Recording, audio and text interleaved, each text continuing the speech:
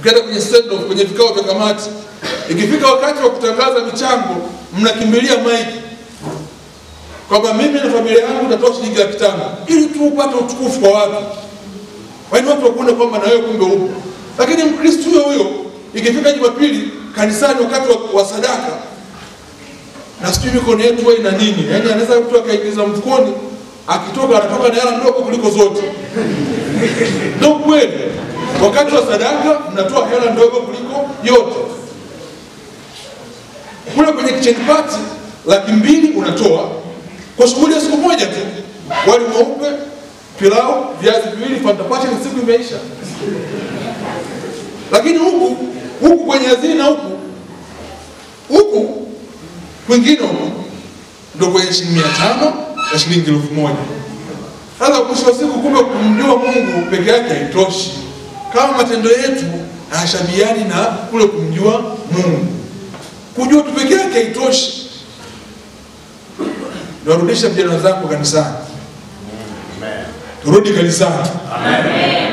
Kwa sababu hazina ya kule ni hazina ya milele. Amen.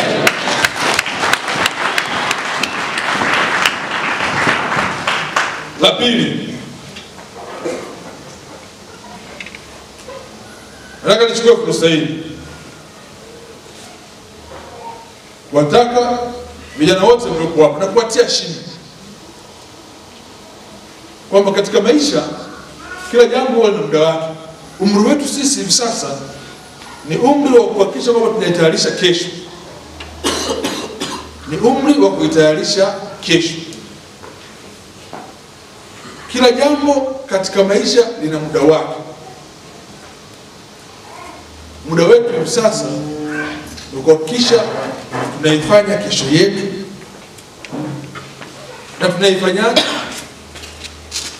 Kwa kujituma, kufanya kazi kwa bidii, kumjua Mungu, kuziishi ndoto zetu, tuweze kufikia mafanikio. Najisikia vibaya sana nikiona asilimia kubwa ya vijana wanawahi kukata tamaa. Hakuna dhambi mbaya kama dhambi ya kukata tamaa. Ukikubali kutawala, maisha yako yamesimamia hapo. Mwanafalsafa mmoja kutoka Mexico anaitwa Fernandez Henriquez. Yeye anasema ulimi unaumba. Ukisema wewe hauwezi, hata wakija watu milioni 100 wakisema unaweza, hautaweza. Kwa sababu nafsi yako imeshakubali kwamba wewe hauwezi. Natamani kila kijana aliyoko hapa ajiambie kwamba mimi ninaweza. Kwa jambo lolote lile la kumpendeza Mungu. Kwamba mimi ninaweza. Na ningetamani ndio ingekuwa kauli kuondokea leo hapa. Kwamba mimi ninaweza. Kila jambo linawezekana. Tumesema cha kwanza ni kumtambuliza Mungu, lakini na kuweka jitihada na juhudi. Mwanadamu anaweza kuzaliwa maskini, lakini kufa maskini hakitakiwi. Narudia. Mtu anaweza kuzaliwa maskini kwa sababu achaguliwa kumzaa, lakini kufa maskini ni kujitakia. Kwa nini ni kujitakia? Kama Mwenyezi Mungu amekujalia nguvu na maarifa na ukamjua yeye, hivi kwa nini msifikie malengo na mafanikio? Wanataka niwatie heshima ya vijana wenzangu ya kwamba haya yote yanawezekana. Mimi katika maisha yangu nitamani sana kuja kuwa padri. Kwa nimesoma seminari na nimeishi kanisani. Seminarini kule sisi Catholic tunasoma Kilatini. Uko msemo mmoja wa Kilatini wanasema pertuerunt hi et pertuerunt he quale non ergo, ambapo tafsiri yake ni kwamba ikiwa hao wameweza, kwa nini sisi tushindwe? Ni msemo wa kutia moyo, kufanya watu wafikie mafanikio, kutokuwaogopesha watu. Hapa mlipo hapa kuna watu wajasiriamali, watu wafanya biashara zao, Kuna mtu siku anakaa hapa anasema natamani nije kuwa kama Bakhresa, nije kuwa kama marehemu Mengi, ni mfanyabiashara mkubwa, lakini mwishoni mnamalizia na statement kwamba sijui kama nitaweza. Sijui kama nitaweza inaishi. Sijui kama nitaweza inaishi na hautoweza kamwe. Jiambie nenda. Jiambie nenda. Hakuna mtu aliyewahi kuweza kufika sehemu kwa kusita. Lazima uanze na hatua. Lazima uanze na hatua. Wataka niwatie shida vijana wenzangu kwamba haya yote yanawezekana. Yanawezekana kabisa, hasa tukitumia muda wetu vizuri. Kwa msemo mmoja wanasema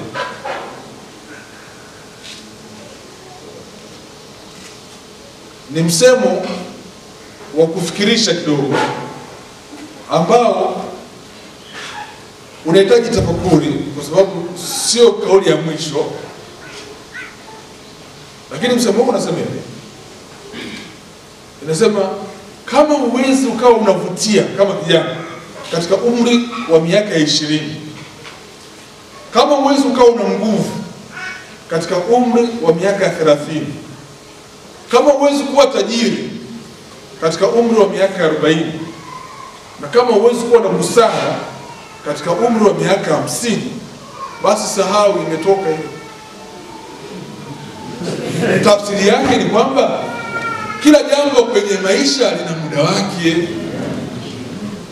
Na ndio maana wale wazee ambao wakati wa ujana wao hawakutumia muda wao vizuri, ndio leo mnawakuta wanapigana vikumbo na vijana kwenye kumbi za disco. Wakati umri wake huko, ukiwa huko, aliruka stage, anakwenda kuyafanya haya uzeeni. Ndio madhara ya kuruka stage.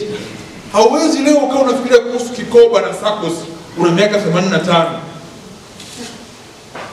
Yaani jua saa 12 lile. Kwa tuitengeneze kesho yetu kupitia leo kwa nguvu ambazo Mwenyezi Mungu ametujalia. Sisi ni taifa la Mungu. Tuna nguvu. Tutumie nguvu zetu kwa mambo yenye tija. Tuache kuwa watu walalamikaji. Vijana leo, mtu tangu asubuhi basi katoka chuo kikuu, bado nafasi za ajira zinatoka. Tangu asubuhi akiamka anaanza na kijiweni kwanza. Muda unaenda, anaanza na kijiweni. Asubuhi saa 3 watakaa pale, wataanza kuzungumza kuhusu Simba na Yanga, watabishana sana. Watahamia mpira wa Uingereza, watabishana sana. Watahamia kwenye siasa, watasema sana. Maneno yakiishia, sasa itaanza kuwajadili watu wanaopita, wamevaaje na tembeaje. Itafika saa 7 anaenda nyumbani anakula, saa 10 kauli kijiweni, saa 12 siku imeisha. Muda wa kusubiri ya kwamba anaweza kurudi nyuma, muda urudi nyuma. Muda wa kusubiri. Kwa hiyo niombe na kuatia shida vijana zangu ya kutumia muda wetu ipasavyo. La tatu, na ambao mimi kote ninapopita nchi nzima huwa nawatolea mfano vijana wawili. Wa kwanza ni binti mmoja mdogo, anaitwa Rehema Jabir. Ana miaka 27. Yuko Iringa. Rehema amesoma chuo cha Mtakatifu Agustino Mwanza. Alipohitimu akaenda Iringa kutafuta mashamba ya kulima. Akapata mashamba machache. Hakuwa na uwezo wa kununua greenhouse, akaanza kuweka katika mfumo loko wa kuweka chandarua. Lakini akaanza kulima mboga mboga. Lakini akawa analima, anakuwa kila siku akilima anakuwa, msimu unaokuja anaendelea kukua, anaongeza mashamba.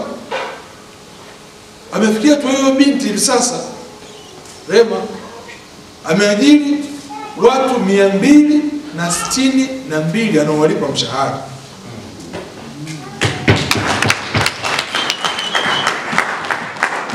Amefungua park house pale Iringa Yeye analima maharage machanga. Amepata tenda Norway, Sweden, Uingereza na Uholanzi ya kusafirisha tani 10 kwa wiki. Kila wiki tani 10. Soko limemzidia. Kwa hiyo ameamua kuwachukua kina mama na vijana pale Iringa, wanalima pembeni yake, anawapa na mbegu. Wanalima maharage machanga. Afu yeye ananunua kutoka kwao, anapaka kupeleka Ulaya. Na shirika la msaada la Marekani Batuli nilipomuunganisha wakamuelewa, wakampatia ruzuku ya milioni 292.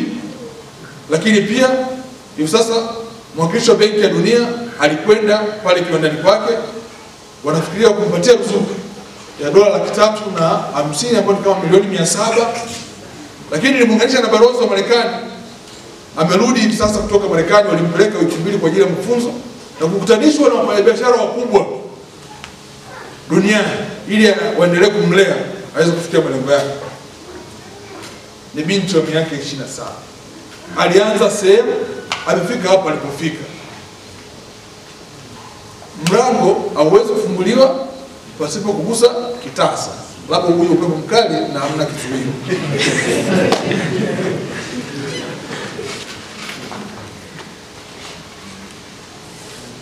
Hawezi niazima maneno ya baba askofu kwa jina. Hawezi kupika chips mayai jamani bila kuvunja mayai. Yaani uwezo kama unatamani kuwa mchezaji mzuri kama Ronaldo, afu hujawahi kujaribu kupiga danadana. Yaani hamnaga miujiza ya hivyo. Kila unachokitamani kianzie sehemu. Huyo binti leo alianza hivyo, amefika hapo alipofika leo. Na naamini miaka 2 ijayo atakuwa mkubwa zaidi. Na ikifika sasa hivi zamu ya wafanyabiashara kuitwa Ikulu, jina lake naye linaingizwa kutokea huko walipotoka. Wa pili ni kijana yuko Mwanza. Hajafikisha umri wa miaka 40. Anamiliki kiwanda cha zaidi ya shilingi bilioni 8. Yeye alikuwa Tabora seminarini, hajataka kwenda kuwa padre. Lakini baadaye akapata wazo tofauti. Aliposhirikisha viongozi hawakuridhia.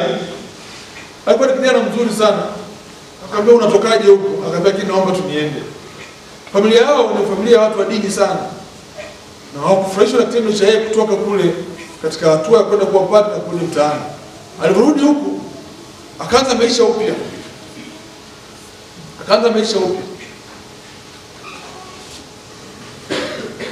Siku moja akiwa kwenye ndege anakwenda Nairobi kutafuta madawa ya mifugo, akakaa na mtu mmoja kwenye siti zimepakana, mzungu mmoja, mkurugenzi wa migodi pale kanda ya Ziwa, mmoja wa migodi mkubwa. Kwenye kuzungumza mazungumzo wanaulizana wao wanakwenda wapi? Kama mimi nakwenda Nairobi nakwenda kufuata madawa. Wewe yule mzungu anasema mimi nakwenda Nairobi nakwenda kutafuta, nakwenda kununua nyama kwa ajili ya mgodini, lakini ninapata taabu sana na hii kwenda na kurudi. Yule kijana akamwambia kwa nini usiniaye mimi nifanye hiyo kazi? Akamwambia unaweza? Akamwambia mimi naweza kufanya. Akamwambia basi fanya wewe. Kwenye ndege hata hawajatua. Yaani wamesalimiana na mtu kapata mkataba wa kusambaza nyama. Juu angani. Kwa hiyo akaanza kufanya hiyo kazi. Akawa anachukua nyama analeta mgodini. Siku moja akiwa Sirari Tarime, akaona ng'ombe wengi sana wanavuka mpaka. Kufuatilia kama ng'ombe hao wengi wanakwenda Kenya. Kwa ile nyama inaitwa Kenya kuileta huku ni ng'ombe wa Tanzania. Kama kijana mzalendo akasema hapana. Yaani kwa nini kafanya hivi? Mimi nitafanya hapa Tanzania. Kwa kaamua afanye hapa Tanzania. Kwamba hii nitaifanyia hapa. Akaenda Kopa. Akaenda kuchukua mzigo mkubwa sana kwenda kusambaza katika migodi yote. Sasa kwa sababu teknolojia hakuwa na mashine za kisasa. Kwa ile nyama wakati anaicharanga alicharangia kwenye vigogo. Ikaingiza vijimbao mbao. Kwenda mgodini walikoipima wakaukataa mzigo wote, na alikuwa amekopa benki, akamwambia mzigo huu una vimbaombao, wakaukataa. Sasa alichokifanya ni kuchukua ule mzigo na kwenda kutoa bure kwa mamalisha na babalisha stendi. Akasema, Mungu, wewe una makusudi juu yangu mimi, nasubiri makusudi yao yatimie. Akaanza upya. Siku moja amekaa, anaona tangazo la shindano la Kofi Annan, alikuwa katibu mkuu mmoja wa mataifa, la mjasiriamali kijana Afrika. Wakaomba takriban watu 22,000 wameshindana kwenye shindano. Vijana wote wa Afrika washindana. Yeye akaandika, akawa wa pili kati ya watu 22,000. Akashinda tuzo ya kupewa $800,000 sawa na bilioni 1 na milioni 600.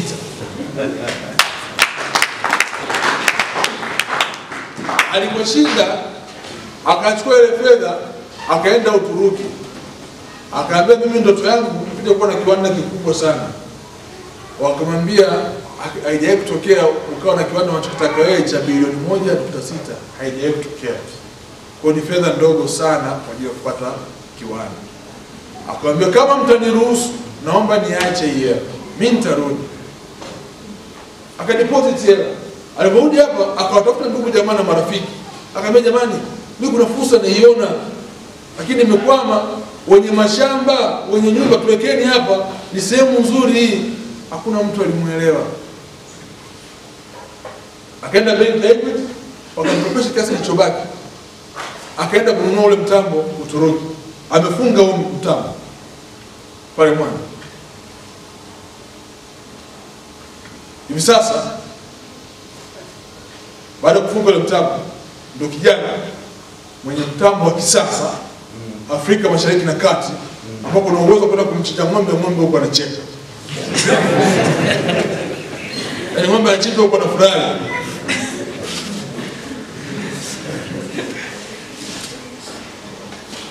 Anasambaza nyama kubwa kupakiwa, ni nyama za ule kijana zinakwenda Arabuni moja kwa moja, na hivi sasa amepata tenda wakati wa kombe la dunia la mwaka 2022 kule Qatar. Atakuwa ni mmoja kati ya wasambazaji. Ili kuatia hasira.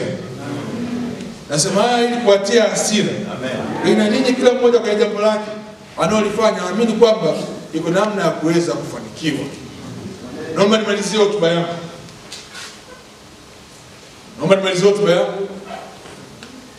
Kwa kumshukuru sana mwenyekiti wa vijana kwa maelezo aliyotoa juu ya jambo hili kubwa ambalo mmenuia kwenda kulifanya. Nimeanza na haya mawili haya ili niwaambie na ninyi kwa wingi wenu.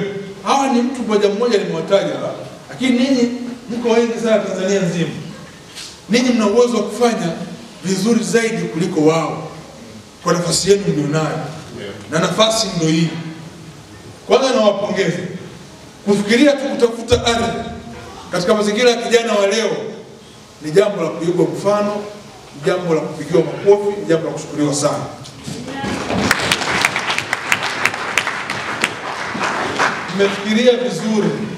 Mmefikiria vizuri sana.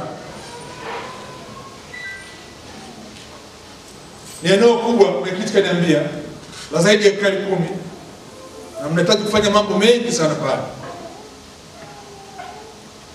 Ushauri wangu, na mimi kwa sababu mmenishirikisha nitakuwa miongoni mwenu, mimi napenda kuona vitu vinatokea. Leo mmenisajili rasmi kuwa mwenzenu katika jambo leo.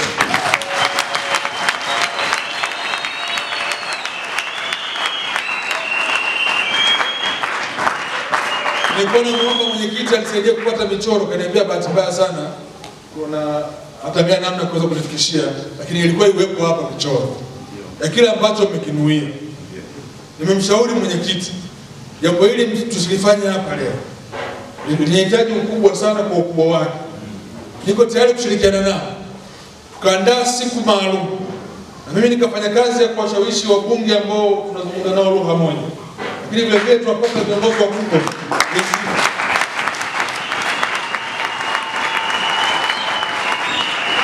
Wakati Kwa vijana mwendelee kuhamasishana kikanda.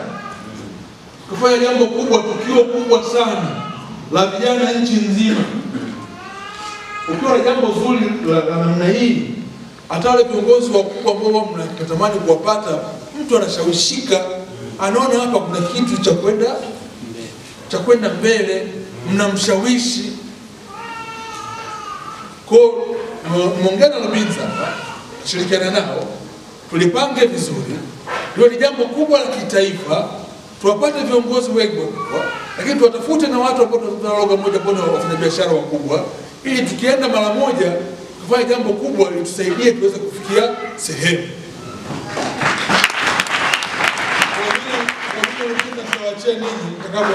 Lakini mimi niko tayari nimeshakupa mawasiliano yangu, tushirikiane kwa pamoja tulifanya jambo hili kubwa na liwe la mfano, ili na vijana wengine wa makanisa mengine waone kama mambo haya yanawezekana. Mkisimamisha mradi pale mkubwa, tutakwenda kutoa ajira kwa vijana wengine pia, lakini tutakwenda kusaidia katika ujenzi na ustawi wa taifa hili. Na ninyi kama vijana wa kanisa mtakuwa mmefanya sehemu yenu ya kushiriki moja kwa moja kwenye ujenzi wa uchumi wa taifa hili badala ya maneno ya mdomoni.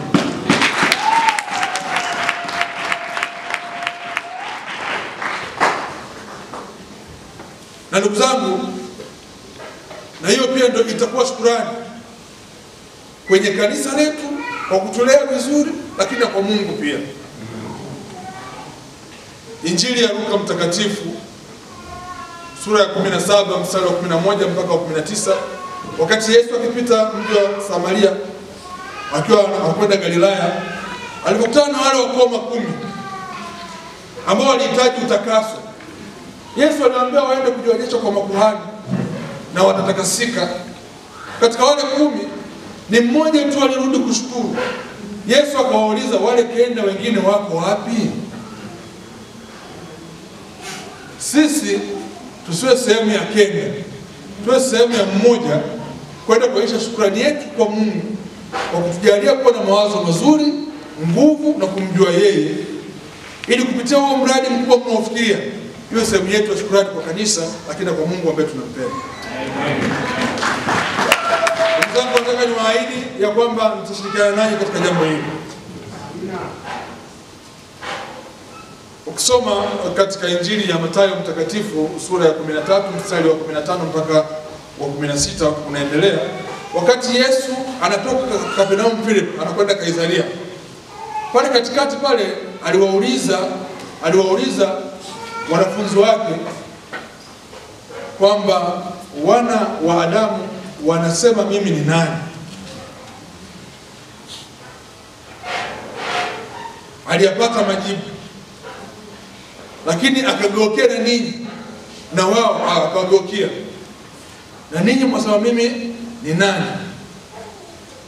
Petro alimjibu Yesu kwa ufasaha, akamwambia, wewe ndio Kristo, mwana wa Mungu aliye hai.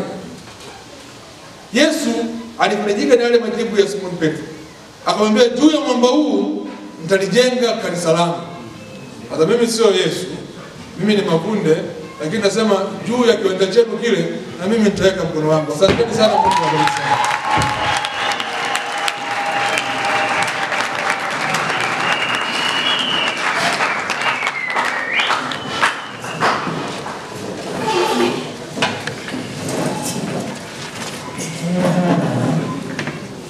Nafikiri hayo makofi hayatoshi.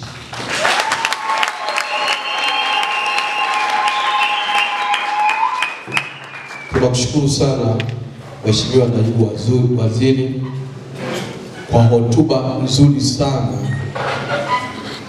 Mimi nimemwambia hapo mwenyekiti mstaafu kwamba hii sio hotuba, ni darasa. Amen. Kwa kweli ni darasa. Kwa muda mchache katika mambo matatu ambayo tumepewa, nafikiri kama ulikuwa unafuatilia na kushika, ukiondoka hapa wewe ni mtu wa tofauti kabisa. Ile ya kwamba sitaweza inafutika, unaenda ninaweza. Lakini jambo la kwanza amesema ni kumtanguliza nani? Mungu. Kuna maneno mengi, nenda kwa fulani, hata huko mitaani kuna manabii Sema ukimwona nabii fulani mambo yatatengamaa. Yeye pamoja na kufuatwa ndio kwenye mazingira magumu ya uchaguzi, akasema namjua Mungu aliye hai na huyo ndiye aliyempatia. Kwa hiyo tusiangalie watu, tuangalie nani? Mungu. Mungu atatuwezesha. Kwa hiyo tunakushukuru sana kwa hilo. Lakini amezungumza jambo jingine, kila jambo na nini? Na wakati wake. Maandalizi yetu ya kesho ni leo. Kwa hiyo tuwezi kuyapitia yote huko, lakini hayo yamewezeshwa. Lakini pia moyo wa kujituma ndio unaofungua nini? Fursa. Huyo binti wa Iringa asingekuwa na moyo wa kujituma na kijana wa Mwanza, hizo fursa wangeziona. Si angelalamika tu na mabasha yake ya kaki huko mitaani na kulaumu serikali.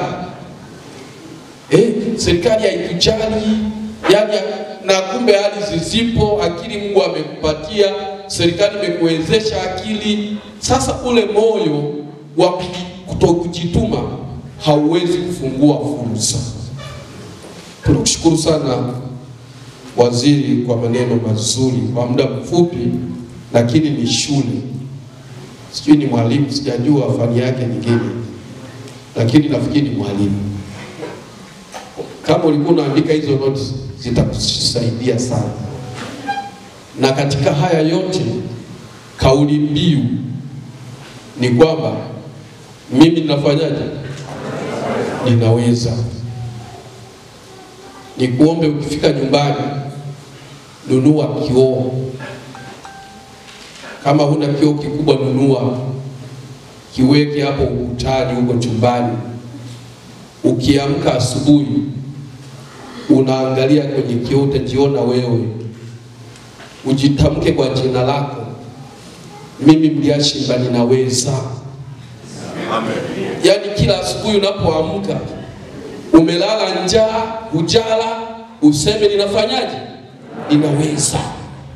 Msonde kabisa kwamba wewe fulani kwa jina unafanyaje? Unaweza. Inawezekana. Amen. Mheshimiwa, tukushukuru sana kwa muda mzuri ulioutoa, nami naamini katika haya tutayafanyia kazi. Na kwa sababu mimi ni mlezi wao, tambana sana mwenyekiti, ili tuweze kuwa na muda wa kuyaweka mambo vizuri, ili tuweze kupata nafasi hata ya kuweza kukutana ili kutoa ushauri na mambo mengine uliotuahidi tumeyapokea. Mungu akubariki sana. Na kwa sababu ya majukumu yako sisi tukuruhusu uende.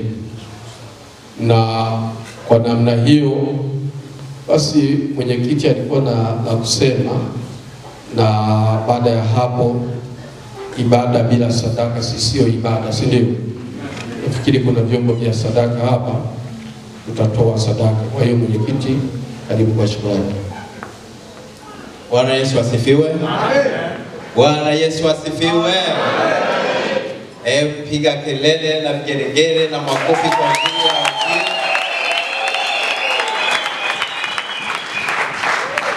Amina. Mgeni wetu amekubali kuwa sehemu ya idara yetu ya vijana, nasi tunampokea. Tukubaliane, je, tunampokea?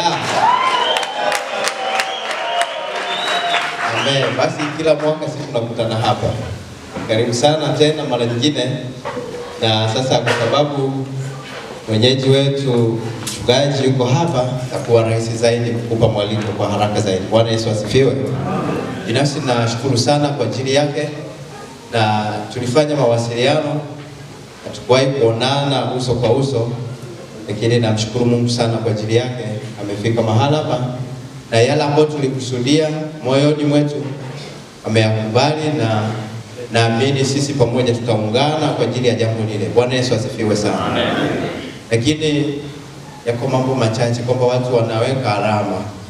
Mtu atajuaje kwamba ulipita mahala pale? Ndugu waziri, tunayo t-shirt, ni zawadi ndogo.